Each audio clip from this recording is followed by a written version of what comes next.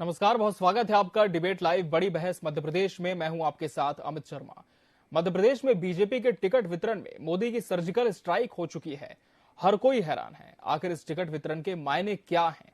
दरअसल प्रदेश में BJP high command ने वो सारे उपयोग करने की ठान ली है जो लहरों में फंसी नाव को बचाने के लिए होते हैं। महज 20 घंटे पहले तक जो चेहरे चुनाव प्रबंधक और टिकट बांटने वाले नजर आ रहे थे, वो खुद अब टिकट लेकर अपने क्षेत्रों में चुनाव का प्रबंधन करने भेजे जा रहे हैं। जो समितियां शक्तिशाली नजर आ रही थी, अब किस आकार में होंगी और कैसे निर्णय लेगी, ये भी सवाल पैदा हो गए हैं। इस पर चर्चा जरूर करेंगे, मगर उसके पहले देखिए हमारी एक खास रिपोर्ट। कि भारतीय जनता पार्टी का कमल का फूल हमारा प्रत्याशी है, तो प्रत्याशी तो हमारा कमल का फूल, हम लोग तो निमित्त मात्र उसके साथ खड़े हो जाते हैं। सिर्फ दो ही तोप भारतीय जनता पार्टी में रहेगी, एक शाह और दूसरा तानाशाह। उसके अलावा जितनी भी छत्रपों की तोप है वो तमंचा बन चुकी है।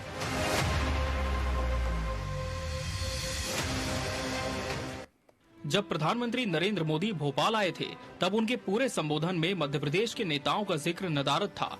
उनके जाने के 7-8 घंटे बाद ही उम्मीदवारों की दूसरी लिस्ट में बीजेपी के 7 सांसद नरेंद्र सिंह तोमर, फग्गन सिंह कुलस्ते, प्रहलाद पटेल, उदय प्रताप सिंह, राकेश सिंह, गणेश सिंह व रीति पाठक विधानसभा चुनाव मैदान में नजर आए, तो ताकतवर महासचिव कैलाश विजयवर्गीय को भी इंदौर से चुनाव लड़ने का फरमान आ गया।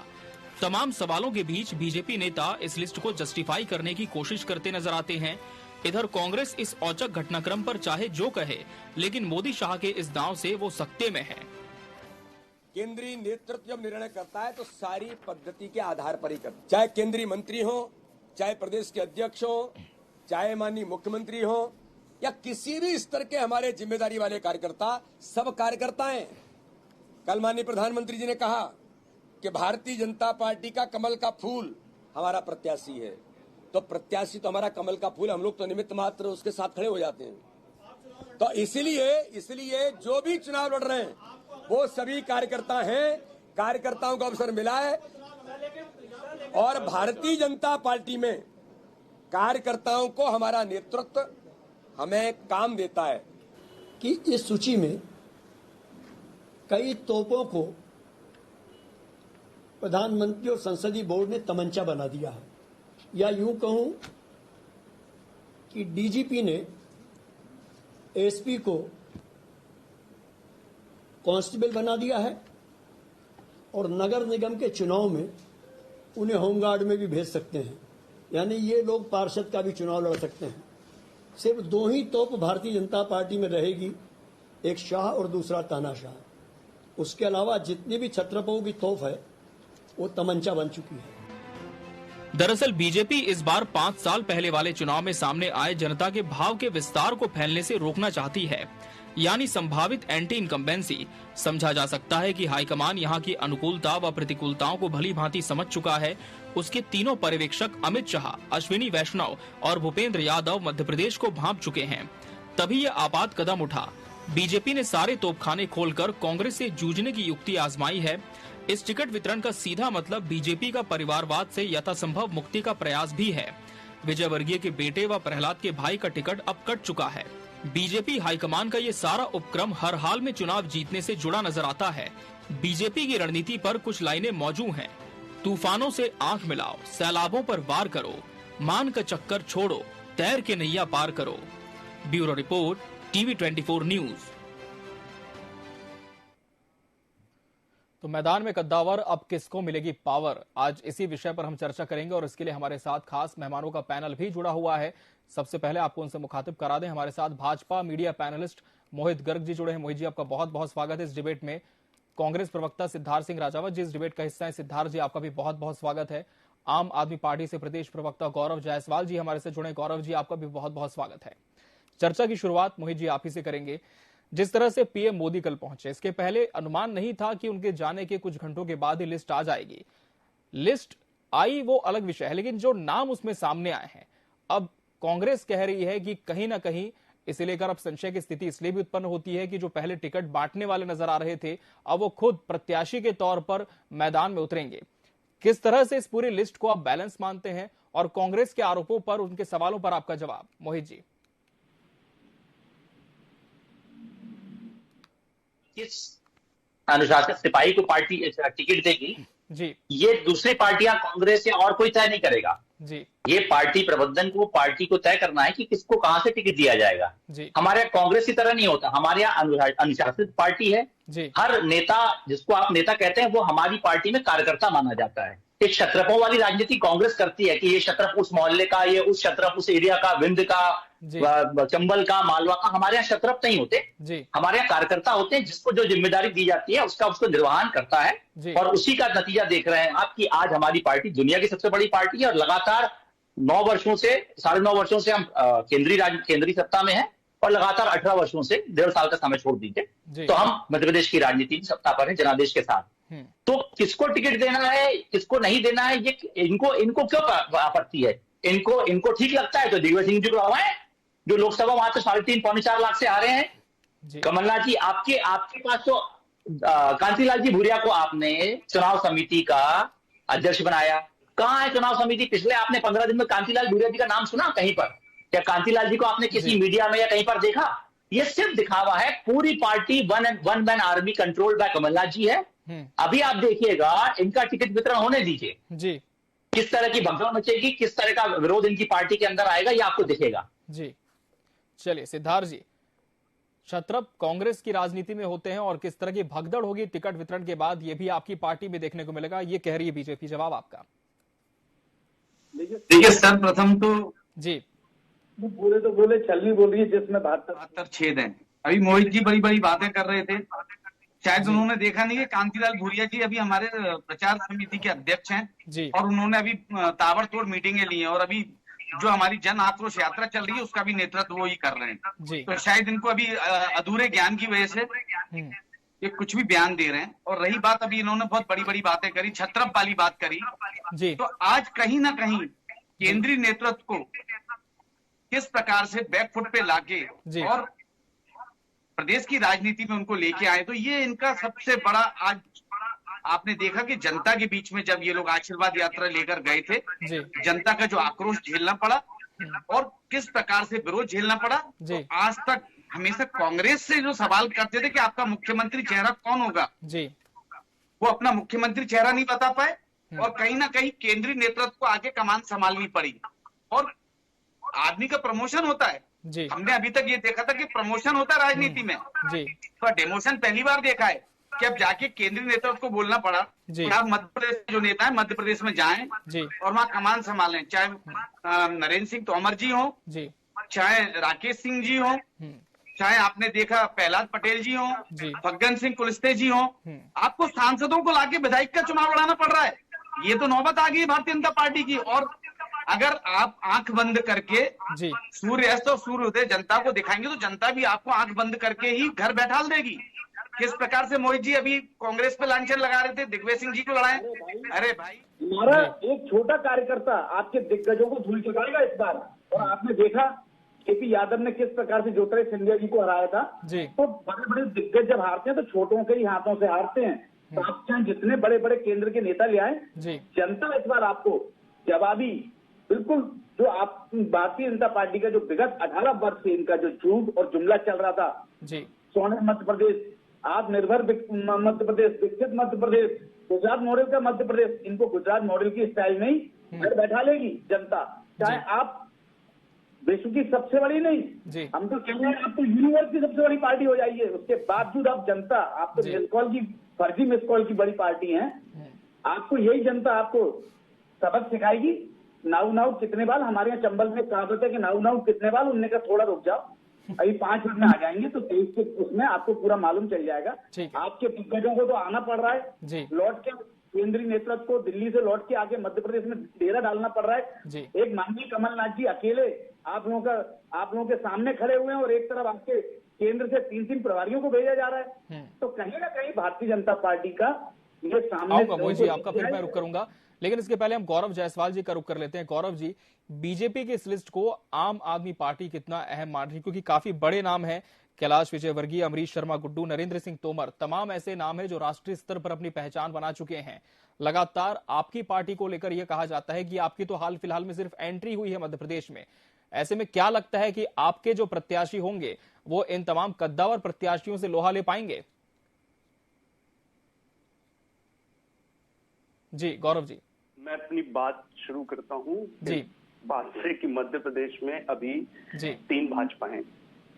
पहली है शिवराज भाजपा, दूसरी है महाराज भाजपा और तीसरी है नाराज भाजपा। तो ये जो लिस्ट है जी, ये लिस्ट इस बात का संकेत दे रही है कि जो ऊपर की मोदी भाजपा है वो मध्य प्रदेश में शिवराज भाजपा का शिकार करने की पूरी तैयारी कर चुकी है। और जी ये जो नाम आए हैं इनके पीछे के एक गणित को और समझने की जरूरत है। ये सिर्फ बड़े नेता नहीं है, ये चुनाव भी मालदार लोगों को लड़वाने की तैयारी है। अच्छा, कि जमीन पे ऐसे लोगों को उतारे जो अपरंपार पैसा खर्च करें। दूसरा, ये जो नाम है इनको यदि हम डिटेल में देखें तो जरा मध्य प्रदेश की जनता को कंफ्यूज करने का प्रयास किया गया है। फग्गन सिंह कुलस्ते जी, जो कि एक केंद्रीय मंत्री रहे हैं जी, उन्हें विधानसभा का चुनाव लड़वा के मध्य प्रदेश के आदिवासी वोटर के मन में ये कंफ्यूजन पैदा करने की कोशिश है कि हो सकता है ये सीएम कैंडिडेट हो। वहीं प्रहलाद पटेल ओबीसी, तो ओबीसी एसटी अलग अलग जो वोटर हैं, अब वही सीएम तो एक ही होगा जी, लेकिन सबके मन में बराबर आप कंफ्यूजन पैदा कर दो, कोई थॉट क्लैरिटी ना रहे वोटर के दिमाग में जी, और किसी का नाम मत लो। हाँ, एक बात क्लियर है जी, कोई भी होगा शिवराज जी नहीं होंगे। वो ये जो लिस्ट है ये एकदम साफ साफ संदेश दे रही है। तो एक तो ये कंफ्यूज करने का प्रयास है, और अगर आप इनके नारे को भी देखिए तो नारा कह रहा है एमपी के मन में मोदी, एमपी के मन में भाजपा भी नहीं। मतलब अब उन्हें असल में भारतीय जनता पार्टी को, यहां तक कि शाह साहब और राणा शाह साहब को भाजपा पे के नाम पे भी भरोसा नहीं है। तो एक तरह से मध्य प्रदेश की पूरी जो क्षेत्रीय राजनीति है, जो यहाँ पे जमीन पे लोग इतने समय से कार्यकर्ता काम कर रहे हैं, और जो आपको अगर आप जमीन पे जाके भारतीय जनता पार्टी कार्यकर्ताओं से बात करेंगे तो जिसको हम एंटी इनकम्बेंसी कहते हैं, वो आमतौर पे लोगों के बीच में आप जाते हैं, लोग कहते हैं कि सरकार में हमारा काम नहीं हो रहा, हम बहुत परेशान है, ये बहुत हो गया, इतने सालों से इनका राज देख रहे हैं, बदलाव होना चाहिए। ये बात तो जनता कह ही रही है, लेकिन इसके साथ साथ सबसे ज्यादा परेशान भाजपा से भाजपा के कार्यकर्ता है। भाजपा का कार्यकर्ता जो जमीन पे वोट निकालता है वो ये कह रहा है कि हम इनके लिए मेहनत करते हैं, हम वोट निकालते हैं, हमारा खुद का काम बिना पैसे दिए नहीं होता इस सरकार में जी। तो सबसे ज्यादा वो परेशान है। अब उसके सर पे लाकर के ये ऊपर से बड़े बड़े हाथी और बिठा दिए गए हैं। तो अब जैसे जैसे करीब चुनाव आएगा तो इसके आपको और परिणाम दिखेंगे। अब मेरी पार्टी की मैं बात कर लेता हूँ, जैसे आपने कहा, तो देखिए हमारी पार्टी जो है ना वो जानी ही इसलिए जाती है जाइंट किलिंग के लिए। हम जब दिल्ली में उतरे जी तो सारे नए नए यंग लोग, यंग पढ़े लिखे लड़के, अभी हमारे मध्य प्रदेश में एक प्रभारी हैं प्रवीण देशमुख जी, वो दिल्ली में एमएलए हैं 2 बार के। उनके जो फादर हैं जी, उनकी भोपाल में पंचर रिपेयर की शॉप है।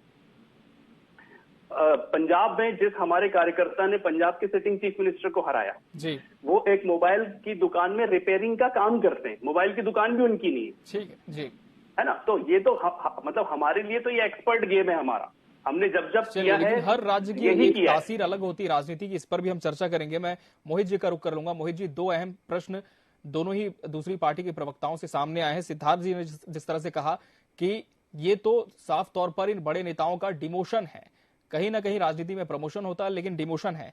और दूसरी बात जो आम आदमी पार्टी कह रही है कि कहीं ना कहीं ये गुमराह करने की कोशिश जनता को की जा रही है, एक मन में सवाल डाला जा रहा है कि सीएम कैंडिडेट आखिर कौन होगा। तो क्या इस कंफ्यूजन के लिए भी ये लिस्ट है?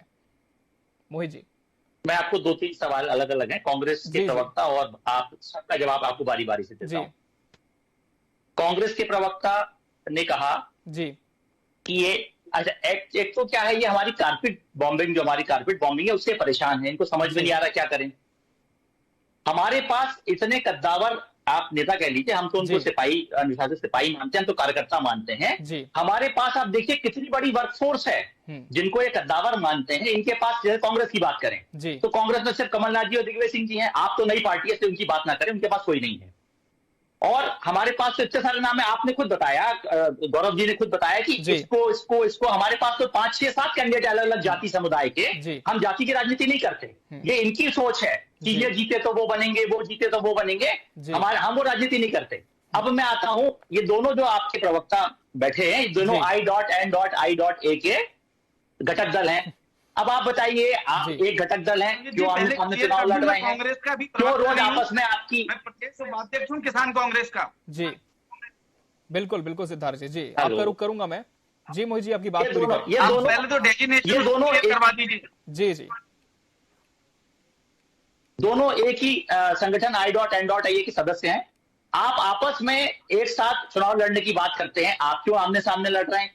रोज इनके बयान आते हैं। अभी आज कांग्रेस के, पंजाब कांग्रेस के अध्यक्ष का बयान आया, आपके 32 विधायक हमारे संपर्क में हैं, हम सरकार गिरा देंगे। तो ये तो बड़ा मतलब गवंडिया गठबंधन के अलावा कंफ्यूज गठबंधन है। इनको यही नहीं पता, मध्य प्रदेश में सामने लड़ रहे हैं, पंजाब में इनका कहना है हम अलग लड़ेंगे, दिल्ली में कहना है हमको इनसे टाई अप नहीं करना, हम अलग लड़ेंगे। तो आप काहे के लिए गठबंधन बना रहे हैं? लड़िए ना सामने, आमने सामने आकर। जी दूसरी बात करूं मैं, अभी आज भी है ना, आज भी हमारे इंडिया के गठबंधन से ज्यादा 38 गठबंधन आपके हैं। ठीक है, मैं आऊंगा सिद्धार्थ जी, आपका जरूर रुख करूंगा।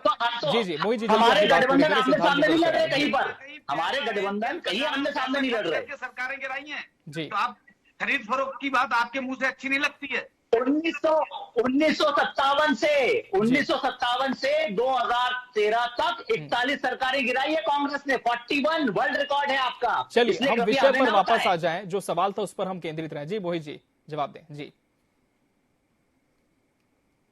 अब कांग्रेस के साथ तो क्या है कि ये पार्टी घर से चलती है। अब मुझे एक जवाब दें सिद्धार्थ जी, आदरणीय प्रियंका जी, उनका क्या स्टेचर है? उनको इतना बड़ा नेता क्यों माना जाता है? उनका पार्टी में क्या योगदान है? उनके पास कौन सा पार्टी का या एडमिनिस्ट्रेशन का अनुभव है? सिर्फ चूंकि वो गांधी परिवार के सदस्य हैं, इसलिए उनको इतना बड़ा नेता माना जाता है। चलिए, राहुल जी लगातार पार्टी में एक्टिव है, राजनीति में। प्रियंका जी का कौन सा योगदान है पार्टी में? हमें कोई दिक्कत नहीं है, बिल्कुल आप लाइए, चूंकि आपकी पार्टी प्राइवेट लिमिटेड है, गांधी परिवार की प्राइवेट लिमिटेड पार्टी है। अमित शाह के लड़के अनुराग ठाकुर का क्या योगदान है? अनुराग ठाकुर में क्या बताइए, बताइए। मुख्यमंत्री बने, वो मुख्यमंत्री बने। हमारे यहाँ भी बहुत सारे नेताओं के बच्चे, बच्चियां, लड़कियां, लड़के राजनीति में हैं, मगर वो नीचे से शुरू करते हैं, तो पैराशूट से नहीं उतरते कि आप इस परिवार के सदस्य हैं। राजनाथ सिंह जी के बेटे मंत्री बने, नहीं बने। अनुराग ठाकुर हिमाचल के मुख्यमंत्री बने, नहीं बने। कल्याण सिंह जी का बेटा बेटी राजनीति में है, मुख्यमंत्री बने, किसी मंत्री पद की दौड़ में नहीं है। तो वो अगर कोई एलिजिबल है, इसका मतलब नहीं कि आप किसी राजनीतिक क्रिकेट खेलते थे। चलिए ठीक है, हम विषय पर वापस आए। सिद्धार्थ जी, मोहित जी ने कहा कि कारपेट बॉम्बिंग है जिससे कांग्रेस घबराई हुई है। जी, कौन सा इंटरनेशनल खेला है? कौन सा अनुभव है उनके पास, ये बताइए। निवेदन करूंगा कि हम सिर्फ विषय पर केंद्रित रहे, हम राष्ट्रीय राजनीति पर फिर किसी और विषय पर बात करेंगे। सिद्धार्थ जी, मोहित जी ने सवाल उठाया कि कारपेट बॉम्बिंग से कांग्रेस घबराई है, इसलिए लिस्ट पर सवाल है। जी सिद्धार्थ जी, जी सिद्धार्थ जी, जवाब दें। क्या बोले, मैं सुन नहीं पाया। मोहित जी का कहना है कि कारपेट बॉम्बिंग है, एक तरह की रणनीति है जिसे कांग्रेस समझ नहीं पा रही, इसलिए सवाल उठा रही है और लिस्ट से घबराहट है। कारपेट बॉम्बिंग नहीं है, ये कारपेंटर की बॉम्बिंग है। ये कारपेंटर द्वारा बनाया गया एक पूरा स्ट्रक्चर है।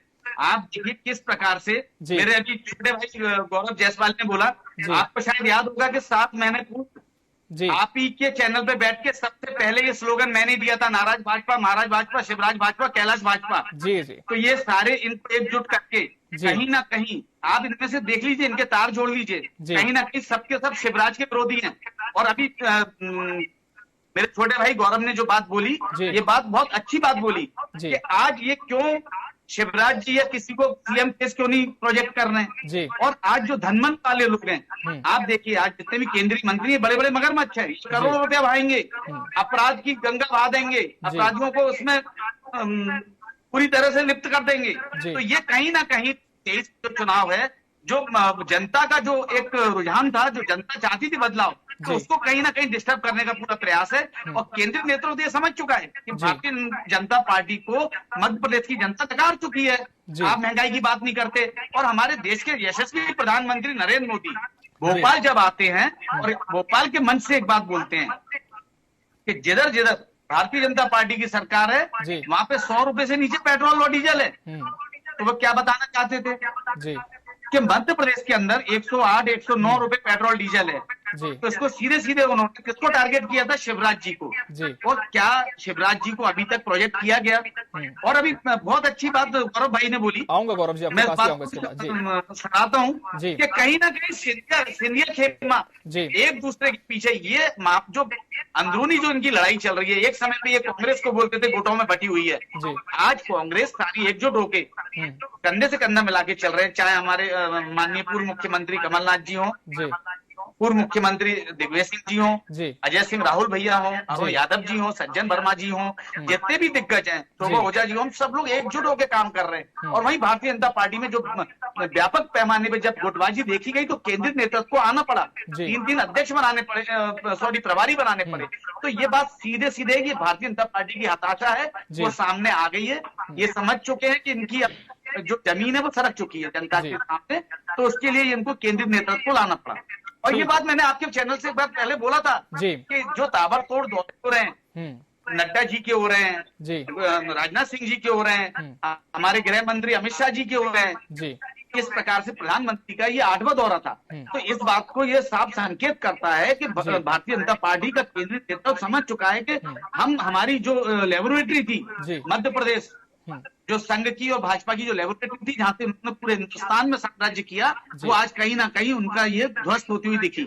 तो आज इसलिए उनको वापस बैकअप करके वापस दोबारा अपने लोगों को मध्य प्रदेश भेजना पड़ा, क्योंकि भारतीय जनता पार्टी को जिस प्रकार से पटकनी अन्य पूर्व मुख्यमंत्री और कमलनाथ जी दी हमारे, इस प्रकार से हमारे 2 साल से घर चलो घर घर चलो जन जागरण अभियान, भारत जोड़ो यात्रा, 3 व्यापक पैमाने पर जो यात्राएं हुई, उसके बाद 65,000 हमारे जो मंडलम सेक्टर और हमारे बूथ, एक यूथ 4 बूथ जो बना, उसको जिस प्रकार से मजबूती दी गई, उससे कहीं ना कहीं बौखला गई ये भारतीय जनता पार्टी। चलिए ठीक है, मैं जी गौरव जी का रुख करूंगा, फिर मोहित जी के पास भी जाएंगे। गौरव जी अपनी बात रखें जी, जल्दी से, फिर मोहित जी का रुख करेंगे जी। बिल्कुल, मैं एक जरूरी बात और जोड़ना चाहता हूँ उसमें, वो ये कि देखिए विधानसभा का चुनाव अभी हो जाएगा 2 महीने जी, उसके बाद में लोकसभा का चुनाव जी। और ऐसे समय में जब लोकसभा का चुनाव जो है जी, उसे सिर्फ कुछ महीने बचेंगे जी, कुछ बहुत जरूरी केंद्रीय मंत्रालयों के मंत्रियों को उठा करके राज्य में चुनाव लड़वा रहे हैं।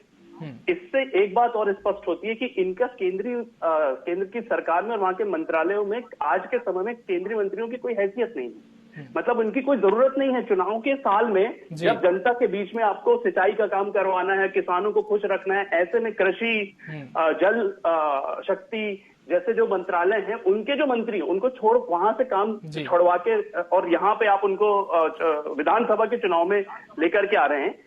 ये इस बात को भी स्पष्ट करते हैं कि किस तरह का तानाशाही रवैया जो है वो केंद्र सरकार किस तरह से चल रही है। वहां पूरे ब्यूरोक्रेट सरकार चला रहे हैं, इनकी इन केंद्रीय मंत्रियों की भी कोई हैसियत नहीं है। ठीक है, मोहित जी जवाब दें। जी मोहित जी आप ही। गौरव जी को बता दूं कि केंद्रीय सरकार में, राज्य सरकार में भी 2 टियर मिनिस्ट्री होती है।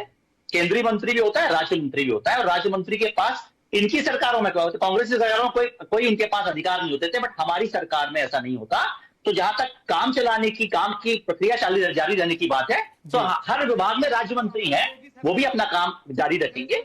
हाँ, अब मैं बात करूं आपकी जी, तो ये बड़ी बड़ी बात अभी गौरव जी की, हमारा तो एक आदमी पंचायत सुधारता है, एक आदमी मोबाइल सुधारता है। अभी आज देखिए जितने घोटालों का रिकॉर्ड था शीला दीक्षित जी की सरकार में, सबको तोड़ चुकी है आम आदमी पार्टी। केजरीवाल जी कहते थे मैं ये नहीं लूंगा, मैं वो नहीं लूंगा, मैं गाड़ी में नहीं बैठूंगा, मैं सिक्योरिटी नहीं लूंगा। अभी आपने केंद्र की राजनीति में नहीं जाए, 225 घोटाले भारतीय जनता पार्टी ने किए हैं। 225 घोटाले, उस पर बात कर लीजिए, महाकाल पे बात कर लीजिए, कोरम डैम पे बात कर लीजिए, कहां जा रहे हैं जी? 225 घोटाले 20 माह में। मैं नहीं कह रहा, अगर आप गूगल कर ले और 1947 के घोटालों की लिस्ट लगा ले तो 1,53,000 करोड़ के घोटाले हैं कांग्रेस के। और हमारे घोटालों में अगर आपके पास कोई दस्तावेज है, आपके पास कोई जानकारी है, कोर्ट में जाइए ना। अगर आपको लगता है कि जांच नहीं हो रही, मीडिया डिवाइस में बोले घोटाला सिद्ध नहीं हो जाता। आपके घोटाले तो सिद्ध हैं, आपके घोटालों में नेता बेल पर है, चार्जशीट फाइल हो चुकी है, कोर्ट केस की गवाही चल रही है। सिर्फ आपके प्रवक्ता आके मीडिया चैनल पर घोटालों की बात करते हैं। उस दिन प्रियंका जी ने ग्वालियर में घोटालों की लिस्ट निकाली थी, कहाँ गई? अभी तक ढूंढ रही है प्रियंका जी, घोटालों की लिस्ट कहाँ गई? डायरेक्ट पे कहती है हाँ मैं लिस्ट दिखा रही हूँ, फिर कहती है अभी नहीं मिल रही, बाद में दूंगी। तो ये तो हालत है आपकी। आपकी नेता प्रियंका जी मंच से कह रही है घोटालों की लिस्ट दिखा रही, कहां गई वो लिस्ट? अरे सुनिए, वो जवानी जमा खर्च 8 करोड़ जी 8 करोड़ पे बात कर लीजिए। चलिए, महाकाल में 8 करोड़ का भ्रष्टाचार किया कि नहीं, वो भी मैं आपको लिस्ट देता हूँ। 225 घोटाले की लिस्ट और आरटीआई द्वारा लगाए हुए मेरे लिए पूरे दस्तावेज हैं। मैं अभी 2 मिनट में दिखाता हूँ आपको। तो चलिए, दस्तावेज अगर आपके पास है तो न्यायालय का रास्ता इतना खुला है, समय जाते फिलहाल क्यों नहीं नहीं? सिद्धार्थ जी, किसी और दिन इस विषय अगर पर हम आपको जरूर लगता है- चर्चा करेंगे। जी रखिए मेरे पे जी ये मेरे पे दस्तावेज रखे आरटीआई के निकाले हुए 225 घोटालों के। आप जब बोलेंगे तब आपको भेज दूंगा, ये देख लीजिए इसको। ये मेरे पे रखे पूरे 225 घोटालों की लिस्ट कौन सा डिपार्टमेंट ने दे दी आपको आरटीआई में? मुझे बता दीजिए कि ऐसा कौन सा डिपार्टमेंट है जो आपको पूरी लिस्ट एक साथ दे देगा? अगर कुछ हुआ है तो ऐसा डिपार्टमेंट मुझे बताए, हम भी निकलवा लेंगे लिस्ट। जी अब ये देख लिए कैंपा का 16 जवाब करोड़ सिद्धार्थ जी, बात कौन कर सा रहे हैं। डिपार्टमेंट है जिसने इतनी आसानी से आरटीआई का जवाब दे दिया आपको? भवन, ये देख लीजिए। अब कितने दिखाऊं आपको? मुझे डिपार्टमेंट बता दीजिए, मुझे भी कुछ आरटीआई लगानी, मैं भी अप्लाई कर दूंगा, तो सब जगह की जानकारी इसी डिपार्टमेंट से मिल जाएगी। इसकी फोटो कॉपी आपको पोस्ट करके भेज दूंगा सारी। चलिए, तब तो स्वीकार करेंगे कहीं ना कहीं भ्रष्टाचार। अब इस पूरी लिस्ट को लेकर के सवाल तो खड़े हो गए हैं, लेकिन फिलहाल अब देखना होगा कि आने वाले समय में जब दूसरी पार्टियों की सूचियां आती हैं, किस तरह से जो तमाम कद्दावर हैं, नए चेहरे हैं, वो मैदान में उतरते हैं और फिर जनता का क्या प्रारूप देखने को मिलता है, किस तरह का प्रतिसाद देखने को मिलता है सभी प्रत्याशियों के लिए। बहरहाल समय हमारे पास इतना ही था। आप तीनों मेहमानों का बहुत बहुत शुक्रिया हमसे इस डिबेट में जुड़ने के लिए, इसका हिस्सा बनने के लिए आपका बहुत धन्यवाद। बहस मध्य प्रदेश डिबेट लाइव में आज के लिए फिलहाल इतना ही। मुझे दीजिए इजाजत, नमस्कार।